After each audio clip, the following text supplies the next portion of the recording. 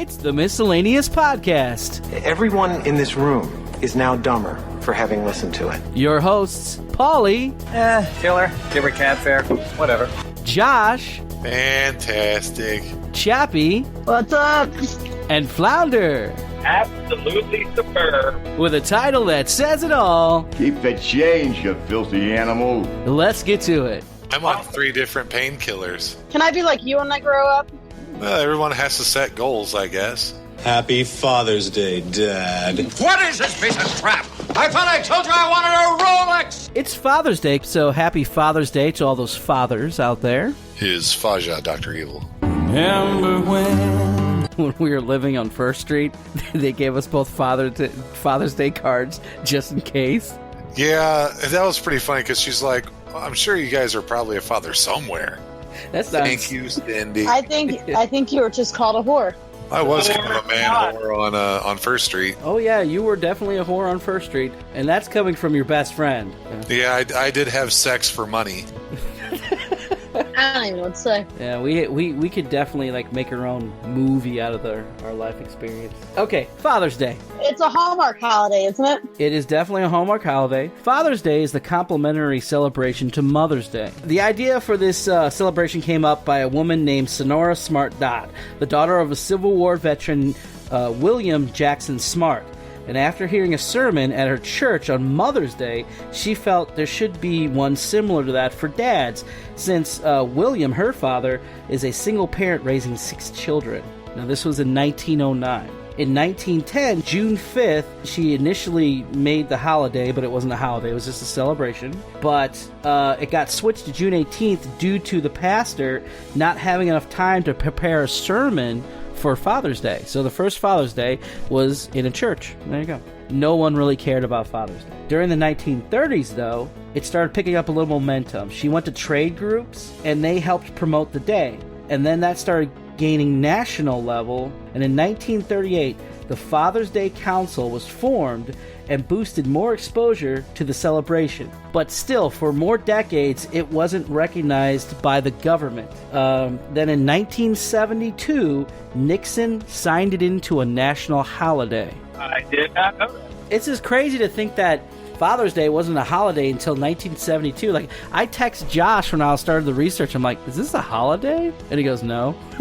You don't get days off for it, no. Martin Luther King Day or anything. But Mother's is... It's not a national holiday. No, it is a national holiday, but it's not like a federal holiday. That's what I meant. Federal. Okay, yeah. It's a national holiday, but not a federal holiday. There we go. So it's Flag Day, and I started doing research after I made my other research for Flag Day, and then found out it's about our flag, the United States flag. And I was like, oh, okay. Well, I'm still going to do this, so we'll do it as in a Big Bang Theory kind of homage to them. So Fun with flags. Confederate flag. Oh, boy. In Missouri, I don't know what's going on with the Confederate flag stuff here. Some people are offended by it, some people are not, whatever. But that's why I stay in Illinois. So I figured, let's give a little history of the flag itself. Not what stood behind it, but at least the actual physical flag. 3 versions of the Confederate flag made. There's the first one, which is called Stars and Bars. Now picture a flag rectangle, right? In the top left corner, you would have the circle with the 7 stars of the first 7 states that succeeded from the Union, and then you'd have 3 bars, red, white, and red. I don't know what those stood for, but... Now, this version flew from March 4th, 1861 to May of 1863, and it was used for the temporary national capital in Montgomery, Alabama, because remember when they first succeeded, they were going to form their own country down there in the southern states. Now, the guy who designed it was a German-Prussian named Nikolai Marschall Faber, Fabre, Maybe he should have mumbles. Yeah. I think he should have practiced that before he went all controversial on our ass. Well, here on the podcast, we always just jam up everybody's name anyway, so... No, not we, you. Okay. He's right. Marschall. It's Marschall. Is that Marshall or Marshall? That's Marshall. He can't even sell them. He's on painkillers and he could probably say it. I think he just did. All right, well, he's a German Prussian who designed the Confederate flag and also the Confederate uniform. But the flag caused confusion on the battlefield. It looks similar to the U.S. flag from the Union side. So, especially if it was hanging, limp, it looked exactly like the flag that the Northern people used. So they came up with a second one called the Stainless Banner. Now, picture an all-white... This sounds bad because the Southern states with the KKK and everything.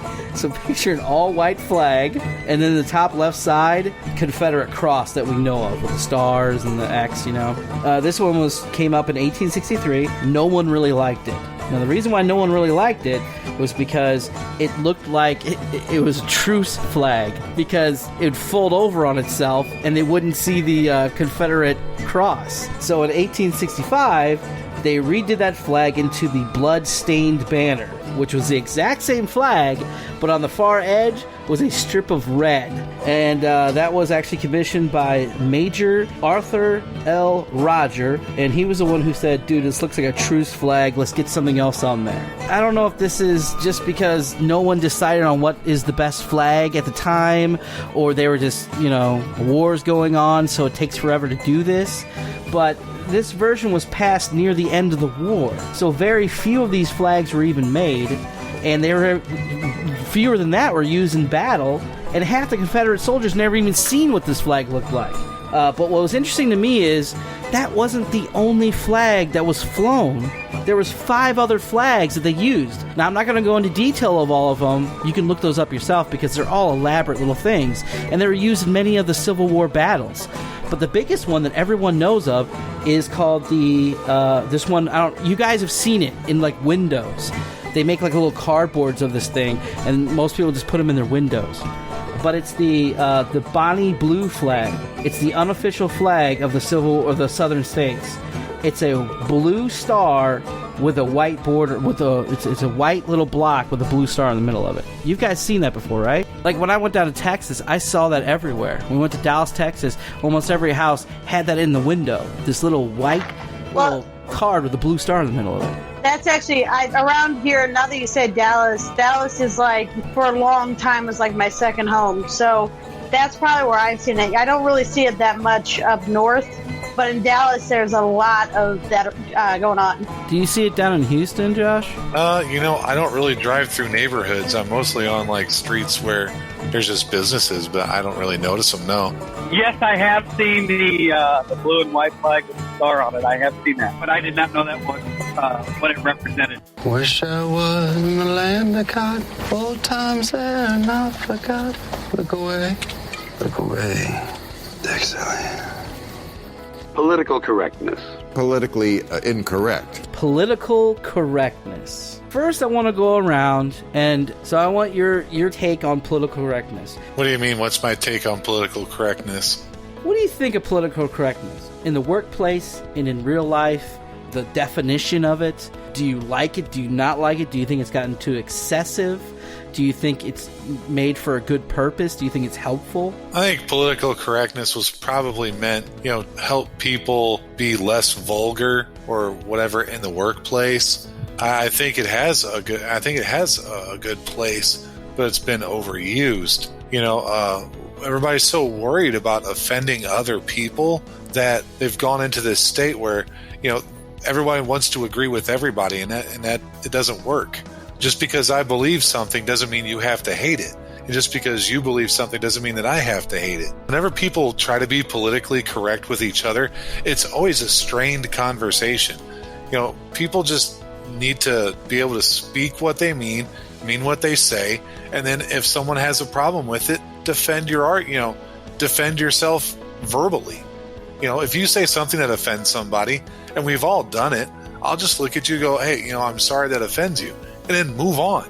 I'm not going to apologize for saying something that I really and truly meant, and you take offense to it. That's your problem, not my problem. There's a certain time and place but I think the people are starting to get overly sensitive about it, because I've noticed that more. It's also how you're brought up. You're brought up saying things in different ways, and you're not mean for it to come across offensive, or derogatory or anything, but it ends up doing that. So I think that people are starting to get way too anal about being politically correct. Now, like I said, I do think there is a certain time and place, but even if you're in just a casual atmosphere, at a bar or something, there's people that get way too offended way easily. To me, political correctness is just useless. I mean, it's to keep people from getting their feelings hurt. That's all it's used for. Yeah. And at one time, it had a place, but they've used it for everything now. You can't say anything. Mm-hmm. And it's all so somebody doesn't have to go, you called me a name.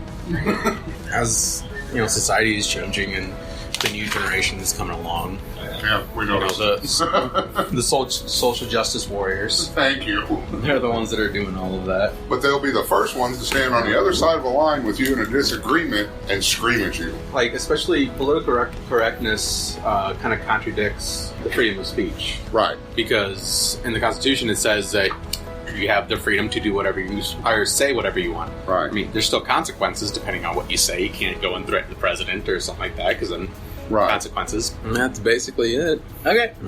Sorry, I was just going to say, well, that's just it right there. Everyone wants a goddamn cause to champion. You could make a joke about anything, about left-handed people. And somebody like, I have a cousin who's left-handed. He has a handicap. It's like, it's not a handicap. He's just left-handed. Get over it. Yeah, please don't tell me I'm handicapped. I'm in my right mind. Yeah. I was just choosing that, because it's not, Well, we're all standard. Okay, we're all three left-handed. Yeah. That's weird. Lefties for the win. So is Flounder left-handed? Are we going to have to ask him that? Because, he's an outcast if he isn't. I am right-handed. Get off the show! I think it originated to stop, to try to stop offending people. But like Josh said, it's been taken way, way, way out of context. And, if you're left-handed, you take down a left-handed statue, it's just gotten crazy where everybody takes a small little thing and feels offended by it. And if you want to be politically correct, that's even difficult to do because they've made that almost impossible in itself. How can you be politically correct? Because no matter what side you're on, or even if you try to straddle straight down the middle of an issue, you're still going to offend somebody. There's no way to be 100% politically correct, I don't believe. Political correctness, it's just an excuse or a leg to try and stand on to censor someone without saying I'm censoring you. And if you take away someone's freedom of speech, then you're a criminal. Treasonous. What is it? I don't know. The Webster Dictionary defines political correctness as a term used to describe the avoidance of language or actions that are seen as excluding, marginalizing, or insulting groups of people who are seen as disadvantaged against, especially groups defined by sex or race. There is no such thing as gender or color nowadays because you cannot be specific if you want to remain politically correct. I am purple. Nice. If a guy looks like a girl and you say, excuse me, ma'am, you can't really say that anymore so you can get offended. You just have to say, excuse me. Excuse me, person. Yeah. Excuse me, human being. Could you please step aside, human being? Thank you, human being. Yeah, that's only if they identify as a human being. Oh, damn it! Did you spill your beer? I don't identify as a human being. I identify as a poly. I mean, it really is getting to the point where it's just fucking ridiculous. Because they're saying, oh, well, gender's not a thing. Yes, it is. Unless you were born with ambiguous body parts, there's like no definition of male or female whenever you're born. That is possible. But unless you're born that way, I mean, if you have male body parts, you're a man. I don't care if you feel like a woman. Dress like a woman, act like a woman, I don't care. You are a man until you go through gender reassignment surgery. Same way with the women. If you want to walk like a man, talk like a man, and act like a man, but you still have an innie instead of an outie, you are a woman. That's the best way I've heard it said. So, yeah. I'm pro-choice. Do whatever you want to do. But don't get all hurt about it if somebody says something to you about it. I have people make commentary about me being a female in the emergency services. So you're a female in the emergency services, it automatically means that you're gay or lesbian. However you want to politically correctly say that. But I'm not. That's the thing is. So it's automatically because I'm a female in a male's field, predominantly male field. That's the only time it like pisses me off. But I don't let it get pissed off because that actually happens. Okay, but where does pro-choice fit Let me get politically correct. Isn't pro-choice about life and birth and everything? Free abortion on demand! That's about, there's the pro-choices. That is one way of pro-choice. But I am for you can choose whatever you want to. It's your own life. It's none of my business what you do. To make that choice, you can't be offended when you are referred to because of that choice. How old do you think political correctness movement is? It's probably not very old. It's probably started in like the 70s, you know? I think it started like in the 90s, didn't it? When it really came into full effect. All right, you guys ready for this? Are you sitting down? Are you sitting Political down? correctness started in 2016. In 1793, it was used during a Supreme Court judgment in a political lawsuit. That was like 5 years ago. Well, that's a long time ago. I believe it. I would have never thought it was that long ago. You know, that was something that I never even heard of until probably maybe 20 years ago. In 1920s, 30s, 40s, and 50s, the term was used by the Socialist Party against the Communist Party. Socialists challenged the Communists that their loyalties and moral substance overrides compassion, which then would lead to bad politics. And then in the 70s and 80s, the term was targeted towards satire. George Carlin, Saturday Night Live, Monty Python, all those people, they were up in arms because now it was a shield for feminists and other type of progressive groups that were starting to come into the scene. In the 90s, the evolution of this term that once started as just a obscure political far left term turned into part of our everyday culture and into almost everyday conversation. You know, it doesn't surprise me that America has taken something very small and then just ran downhill with it until this enormous snowball effect. It makes me very curious where it will be in the next 10 years. Check it out, y'all. Check it out, y'all. A quote from a president about political correctness. And I want you guys to guess which president said this. Okay. Can you do it in their voice? No. The notion of political correctness has ignited controversy across the land. Although that movement arose to sweep away the debris of racism, sexism, and hatred, it has replaced old prejudices with new ones. JFK? Could have been Reagan. Sounds like a Kennedy thing, but I'm not sure. President Obama. Kennedy. And so in all honesty, I would probably assume it could be like Reagan. I was just saying Obama, thinking that it'd be someone you really wouldn't expect to talk about that. But so what you're saying is that Obama, since he was the minority, would be the one saying it. That is politically incorrect. Bill Clinton. It sounds very democratic, right? It was said by President George Bush Sr. Read my lips. In 1991. That was H.W. Bush. Yeah, he's not a senior. He's just the first one was George H.W. Bush. The second one was George W. Bush. I was backing you up. That's fine. It doesn't matter. But it does. To be politically correct. Isn't it weird that a Republican said that, and you guys all said it could have been a Democrat that said that? There's a guy. I don't know if you've heard about this guy. This guy named Herbert Cole. He's a writer and educator. He was famous for teaching progressive alternative education in the school systems. He commented that conservatives that lean more towards liberals push this term political correctness. And in doing so, this makes Democrats out to be bullies. Like they're opposing people's actual rights to have the opinion to be a racist, to be a sexist, to be a homophobic. It's taking their right away. That's pretty much what political correctness is not being able to voice your own opinion. And just by that term alone and what that term stands for, and you're right, it basically takes away your right to an opinion.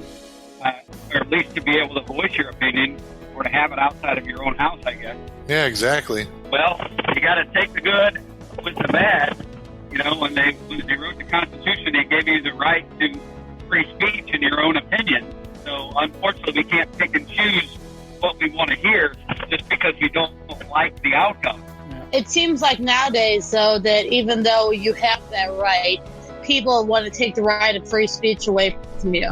Political correctness is not restricting your freedom of speech. It is a censorship. Who was that football player who sat down during the national anthem? It was in the story. Colin Kaepernick. Yeah. My whole thing about the Kaepernick thing is protest how you want to protest. That is well within your right. But also do things to support what you're fighting for. And the fact that he didn't go out and vote for, at the time, it was Hillary Clinton who was trying to support the same things he wanted to. The fact that he didn't do that meant that either A, he really didn't mean it and he was just doing it for attention, or I guess that's really the only thing. You know, political correctness, all you're trying to do is just censor him. But they did, and they can, because he did it at a job. And job has the power to do what they want. And that's fair. Bench his butt, so they did it. But he still got paid. He got paid the big money, so he can whine all he wants to whine, but I'd sit on the damn bench for those millions. I guess he didn't get hurt. No, he didn't. He didn't have to play. He's added a year to his lifespan in the NFL, and he got paid to sit on the bench. Yes. The only reason that you have freedom of speech is because of those men and women that lost their lives defending your rights. So for him to go down on that, it was disrespectful on so many levels. But it's his right to do it. Did we lose her? Where are you No, I don't think so. Chappie? No, the button wasn't working. No, but it's his right to do that, though. You don't have to like it. You don't even have to agree with it, but it's his right to do it. It's absolutely his right. He wants to practice his freedom of speech that way, so be it. But it's not the right thing to do. There's a cause and effect. There's a repercussion for what he's done. He's lost his contract. He's lost his sponsorship. He's lost everything because everyone around him is exactly what you're saying, Chappie, your idea, because that's offensive. It's like people burning the flag. Yeah. I don't agree with that either, but... No one does. But what I'm saying is that you do these actions. Weirdly, nowadays, people do not understand why they're having the consequence happen for their actions. Because they're going, this is freedom of speech. You're offending a shit ton of people, so they're going to retaliate against you. For some reason, in today's world, they don't understand that there's cause and effect. That just comes from society today not having consequences for their actions. It's very strange how people, when things happen to other people, you want instant gratificating justice. But whenever it happens to you, you want everybody to go lenient on you because you won't take responsibility for your actions. The thing with the NFL player is he's a public figure, you know, and that kind of just comes with an unsaid rule that if you do things, you're going to influence others and you're going to lose your sponsorship. It's not about right or wrong or moral. It's about common sense. If it doesn't seem like it's going to be right for the majority, then you probably should use your brain and not do it because there is going to be consequences. My oldest son is a wrestler, and he's in high school. And we went to a tournament right after that happened, and half of the opposing team remained sitting while they played the national anthem. And that was appalling to me just because of how much influence one guy has and how much he's influenced kids that have no idea. Well, and the most hilarious thing about all of that was that Colin Kaepernick was protesting how African Americans are mistreated in America. It's not only his fault those kids didn't stand up. It's also the parents. Thank you. I mean, my parents are... My dad will say it was his right. Will say, but I better never catch you sitting down during the national anthem. It's time for final thoughts. Oh, absolutely. Everybody sits there and, if you have an opinion that I don't like, all I have to do is tout political correctness and suddenly, you're the villain and I'm the hero. You can make any single statement that you want and, you're going to divide the nation into, three separate categories. The one who are with you, the ones who are against you, and the ones who don't care. But unfortunately, the ones who don't care, the group is getting much, much smaller. the people who are against you is getting much, much bigger. I completely agree with what Josh said. I think that we said earlier that you use political correctness as a weapon. I tend to think that we use it more as a shield.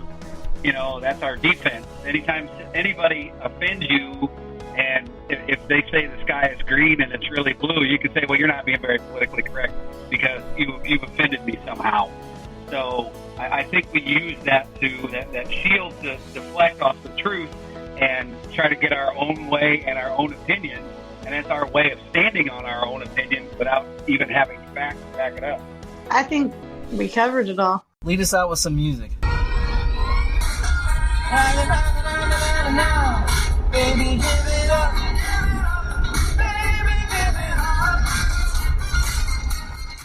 Well, I want to thank the host on the podcast, The Summoning Stone, for coming on and helping us out with this topic. Thanks, guys. Thanks no for having problem. us. Thank you. And that's all I got. The Summoning Stone show every Sunday. Thank you very much there, Giggles. Got to pick the show.